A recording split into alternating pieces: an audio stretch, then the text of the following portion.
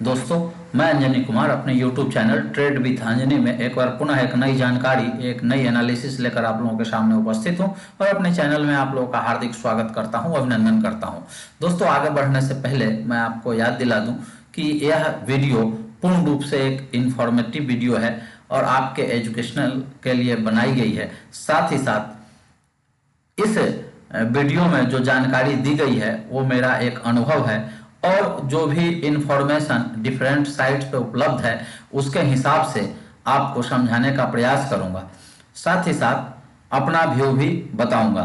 दोस्तों, इसके आधार पर कोई भी इन्वेस्टमेंट डिसीजन ना कीजिए। इन्वेस्टमेंट करने से पहले अपने इन्वेस्टमेंट एडवाइजर से संपर्क जरूर करिए। दोस्तों, जैसा कि स्क्रीन पर दिख रहा होगा, जिस कंपनी का एनालिसिस लेकर मैं आया हूं वह कई लोगों ने बार बार कमेंट बॉक्स में बोला था कि टाटा स्टील बीएसएल का बनाइए, लेकिन नहीं बन पाया वीडियो। तो आज पुनः कई लोग जानना चाहते थे, क्योंकि आज इसने अपना 52 वीक नया स्तर बनाया है और कंपनी में एक शानदार मूव आया है।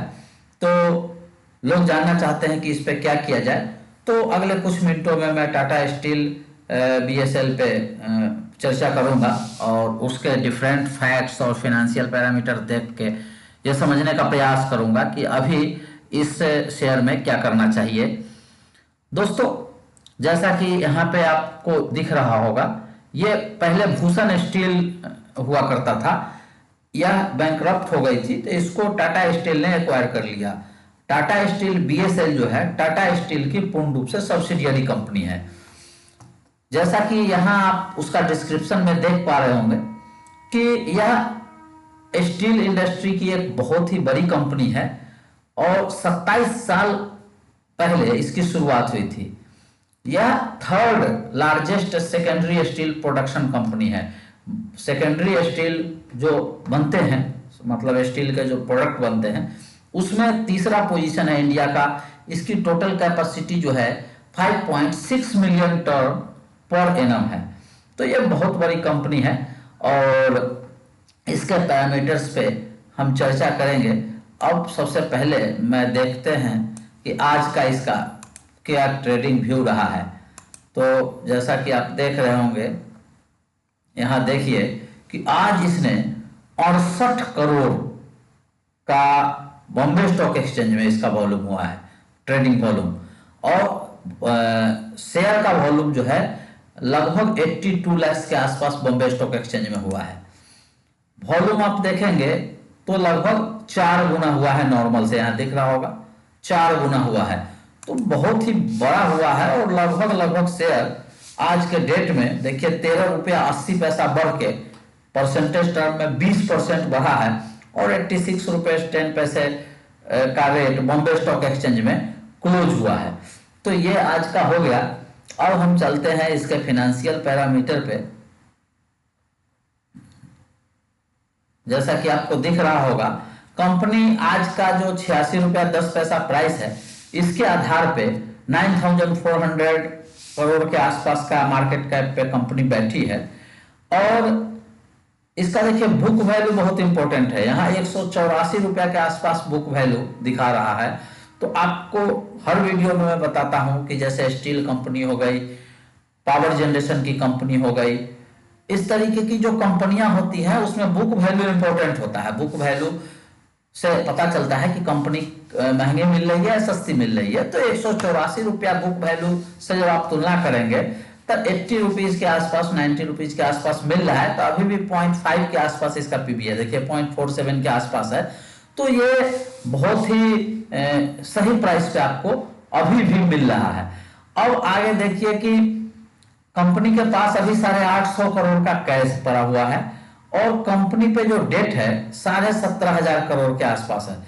कंपनी ने अपना डेट सिग्निफिकेंटली रिड्यूस किया है, वो आगे अभी आपको हम तुलना करके बताएंगे।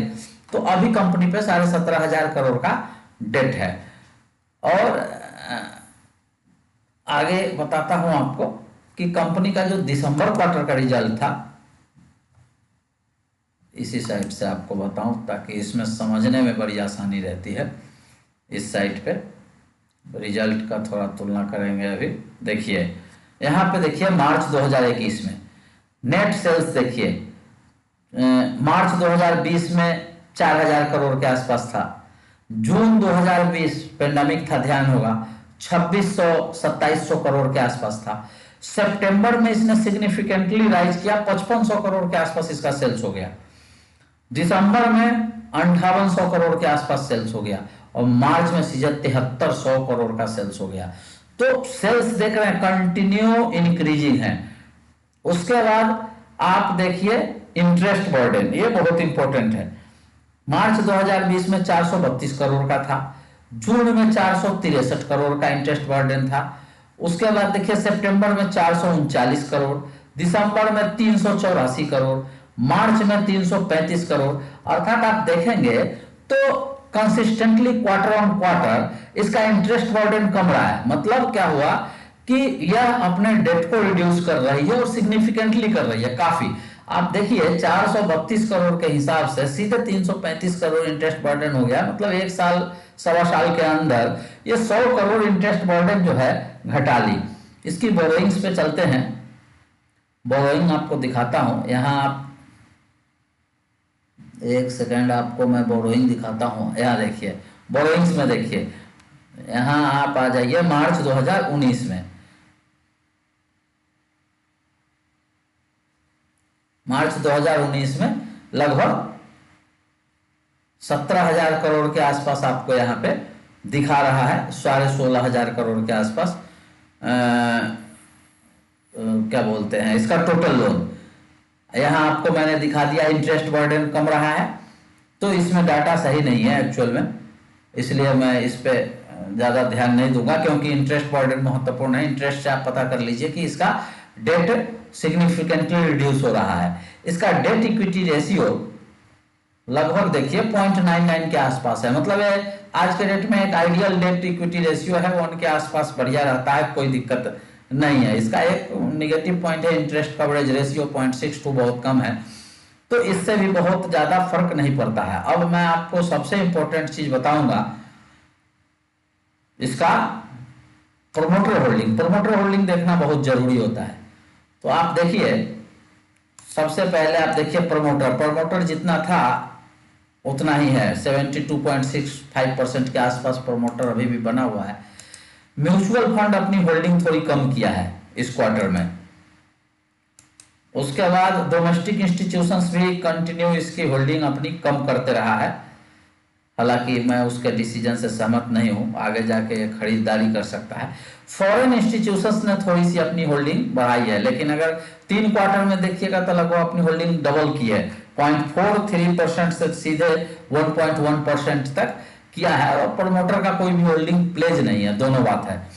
अब आपको बताऊं, यहां आप रिजल्ट देखिए कि इसकी ईपीएस देखिए, 22.5 रुपया एक साल में ईपीएस आया है। मात्र इसके हिसाब से देखेंगे तो 3.5 के पी मल्टीपल पे अभी ये मिल रहा है, 3.5 के पी मल्टीपल पे मिल रहा है, इतना सस्ता।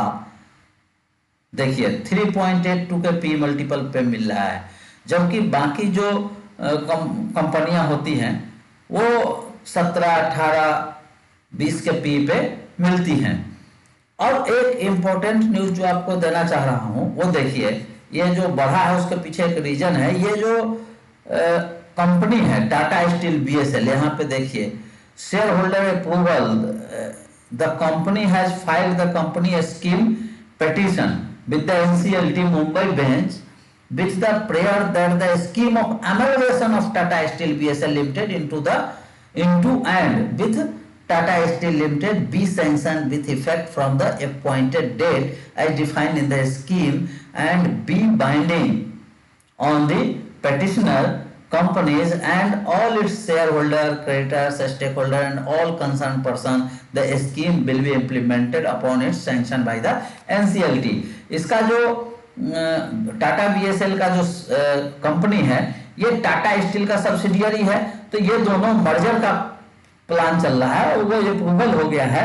तो वो जो फिक्स डेट है, जो भी डेट उसमें होगा, इस पे मैं अभी बात नहीं करूंगा, तो उस पे उस डेट को या टाटा स्टील में मर्जर हो जाएगा, तो उसके बाद एक मर्जर रेशियो तय होगा, उसके हिसाब से आपको शेयर टाटा स्टील के मिल जाएंगे।